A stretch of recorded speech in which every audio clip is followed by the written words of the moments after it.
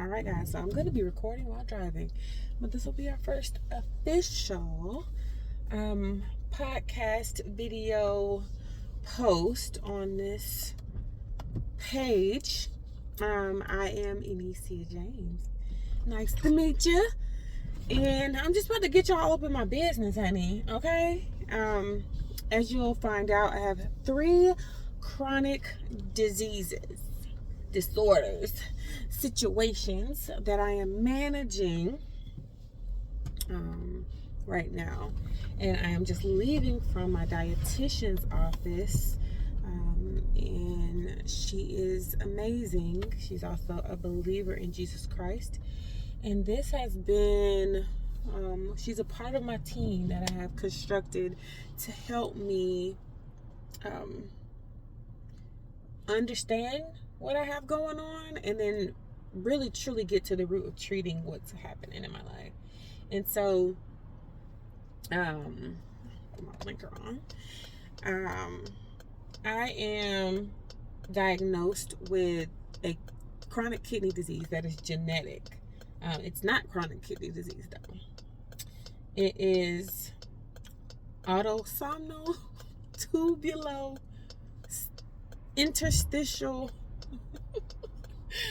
kidney disease, and it is genetic. From what we understand, both my mother and my maternal grandfather had this disease, and I was the lucky of my sister and I who got it. My belief is now that God has allowed me to have this disease to encourage others, but we'll get to that later. But I want to say, so this summer, my grandfather passed in June, and then unrelated to his kidney anyway. And I was diagnosed with this kidney disease in probably August. And I started learning about it, and I got very discouraged because it did not seem that this was something that I could overcome. I had been using language like, my kidneys are dying and there's nothing I can do about it. I experienced so much fear related to one day needing dialysis, one day having to have a kidney transplant, and these things being, per the research and what I understood, these things being almost like guaranteed.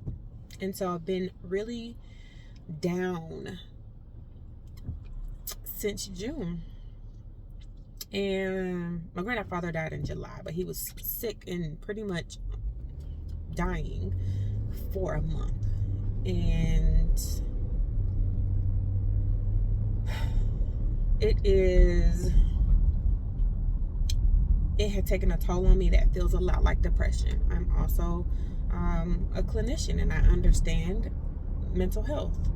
And so I identified that I'm not well. It feels like depression, but it's very likely grief. And when I started processing it with my own clinical therapist, he and I talked about the stage of grief that I was in at the time, and it was less about my grandfather, but more about the death of my kidneys.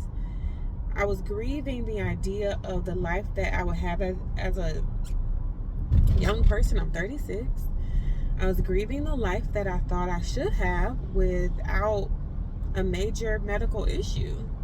To this point, I haven't had any major medical issues, or anything that would be, cause death of an organ. And so he and I discussed that I was grieving, and that I was in denial, possibly, about what was going on. In this past session we had last week, we discussed the reality that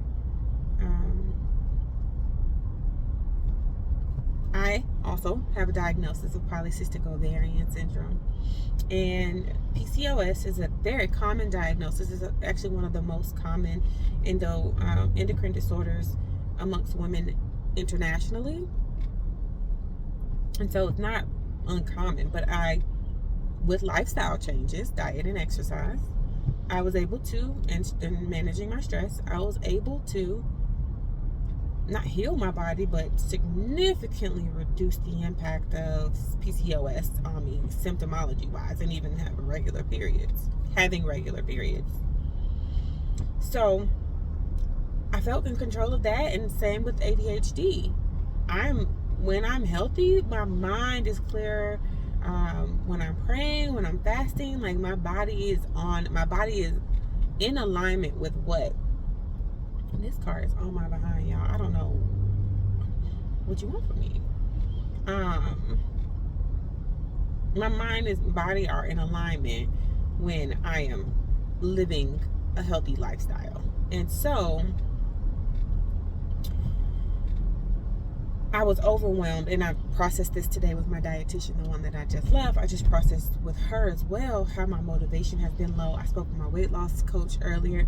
I got a team, y'all. So I'm like discussing all these things, and when I talk to the dietitian, she used to work for Emory Healthcare, which is a major hospital system here in Georgia, and she's worked for Emory Healthcare on their oncology unit as a dietitian to help treat cancer with food and nutrition. And she told me, she was like, don't you let that research push you into this place. She was like, I have seen cancer cells shrink. I have seen people get off of dialysis because their kidneys regenerated. She's like, yes, genetically, your kidneys could be doing something, but also know your body is a system, okay? And there are certain things that you can do to help your kidney function better. Just like yes, whatever the mitochondrial issue that's happening may still happen, but there's other things that you can do to support the well-being of your kidney. And you can do all that you can do, and then, we'll just see what happens. But essentially doing your best could work out in your favor. You don't have to accept that your kidneys are dying and there's nothing you can do about it, per me. So, whatever is in the trunk, 2 basketballs. Oh my gosh. So I just wanted to share that there is absolutely hope, despite what it looks like, despite what the research says, despite the idea that the doctors and the research, because I've read research studies, I've pulled all the things, I've gotten connected with Wake Forest, I've done all the things, and I'm much more motivated now. I want to work out tonight, and I haven't felt that way in a while. So I praise God for everybody He's put in my path.